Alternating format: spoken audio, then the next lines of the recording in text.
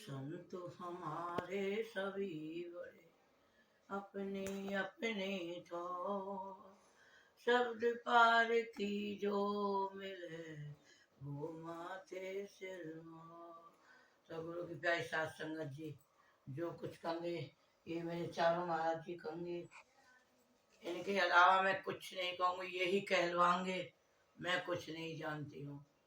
माफ करना। जो भी संत कहते हैं, संत मता सबसे बड़ा और निश्चय करके जान, और सूफी और वेदांती इन्हें भी नीचे मार। संत जो कहते हैं वो असलियत कहते हैं, वो सच्चाई का हमें एक ऐसा रास्ता बताते हैं कि हम जो नहीं समझ सकते। कहते हैं संत मता, क्यों कहिए? इसीलिए कि संत मता सबसे बड़ा। माफ करना, पूजा पाठ दुनिया करती है, ऐसे ऐसे तीर्थ स्थान जाती है, उसको कहते, उससे भी सबसे मेन एक संत होते हैं। तो कहते हैं कि सच, वो सच कहाँ है? वो सच्चाई, वो असलियत, वो सत्य कहाँ है? वो हम नहीं जान सकते, वो हमें संत महात्मा ही बताते हैं। संत महात्मा ही हमें समझाते हैं। न खेतों में उगता है, न बाजारों में बिकता है, न दुकानों पर मिलता है। ये सच्चाई कहाँ मिलती है? ये सच्चाई अपने अंदर मिलती है। वह अंदर को हम कैसे जाने? हम नहीं जान सकते वह सच्चाई अंदर। क्यों नहीं जान सकते? हमारी आंखें बाहर को खुली हुई हैं। हमारी जो ये आंखें हैं, हमारी ये जो नजर है, हमारे जो विचार है, सब ये बाहर के लिए, हम बाहर की जान सकते हैं, अंदर की नहीं जान सकते। संत महात्मा अंदर की बताते हैं कि सच्चाई जो है अंदर है, और वो ही हमें सच्चाई से जोड़ते हैं। हमें क्या पता है हमारे अंदर आत्मा है, अंदर परमात्मा है? हमें आज तक पता नहीं है। लेकिन संत महात्मा कहते हैं कि आत्मा भी अंदर है, परमात्मा भी अंदर है, बीच में मन की दीवार लगी हुई है। संत महात्मा जब दीक्षा देते हैं, वो मन की दीवार को वो तोड़ देते हैं। कहते हैं एक ही घर में दूल्हा है, एक ही घर में दुल्हन है, और आज तक पता नहीं है कि दूल्हा कौन से कमरा में है, दुल्हन कौन से कमरा में है। आत्मा एक ही मकान में है, लेकिन माफ करना, अभी तक न आत्मा परमात्मा से मिली, न परमात्मा आत्मा से मिला। तो संत महात्मा बड़े प्यार से हमें समझाते हैं। कहते हैं सब कुछ घर में बाहर नाई, अब बाहर डोले भरम भुलाई। हम जितने भी बाहर डोल रहे हैं, हम भ्रम में डोल रहे हैं। बड़े प्यार से संत महात्मा कहते हैं कि सावन कृपाल दर्शन, तेरा जलवा कहाँ पर नहीं है। मेरे सावन कृपाल दर्शन, तेरा जलवा कहाँ पर नहीं है। लोग पीते हैं, पी पी के गिरते, लोग पीते हैं, पी पी के गिरते, हम पीते कभी नहीं गिरते। ये अंगूरों की मदिरा नहीं है, ये अंगूरों की मदिरा नहीं है, हमने पिया है सत्संग का प्याला। ये अंगूरों की मदिरा नहीं है, हमने पिया है सत्संग का प्याला। माफ करना, ये जो नशा है, ये जो रूहानियत है, ये जो सच्चाई है, ये हमारे अंदर है। जैसे कि लोग बाग पीते हैं, उन्हें नशा का एक चढ़ जाता है, इसी तरह ही आत्मा इतने जब हम परमात्मा नामदान देता है, और जब वो हमें कुछ थोड़ा सा भी अनुभव दिखा देता है, तो हमें जैसे कि शराबी को लग जाती है कि मुझे शराब चाहिए जब मुझे नींद आएगी, इसी तरह से ही हमारी आत्मा परमात्मा के लिए तड़पती है।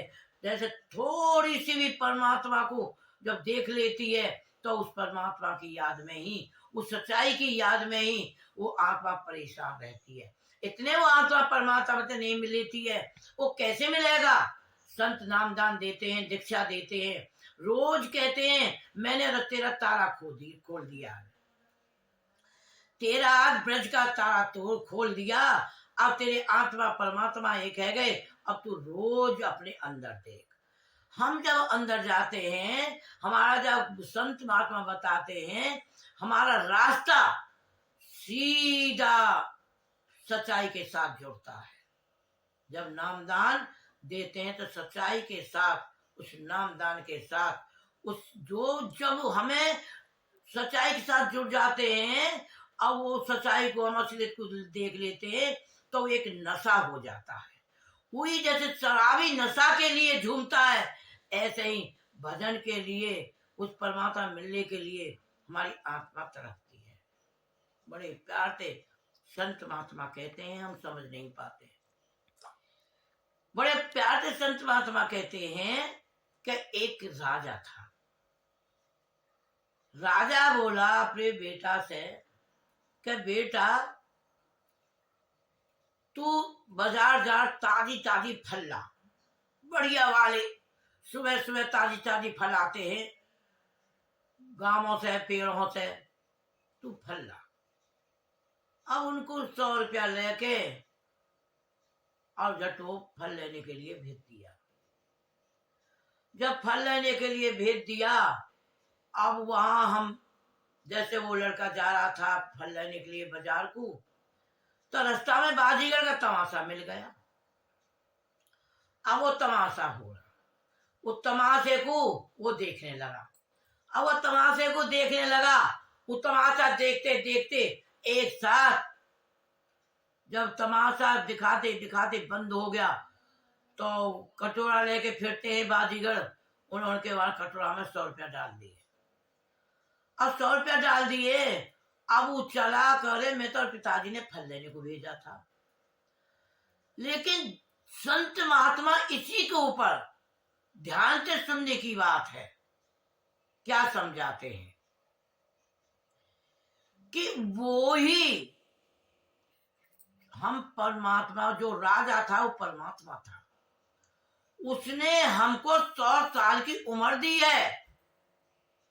वो जो राजा था, बेटा को जो पैसा दिए 100 कि तू फल ले आ, तो ऐसे हम परमात्मा ने हमको भेजा 100 साल के लिए, और अच्छे अच्छे कर्म करके आना।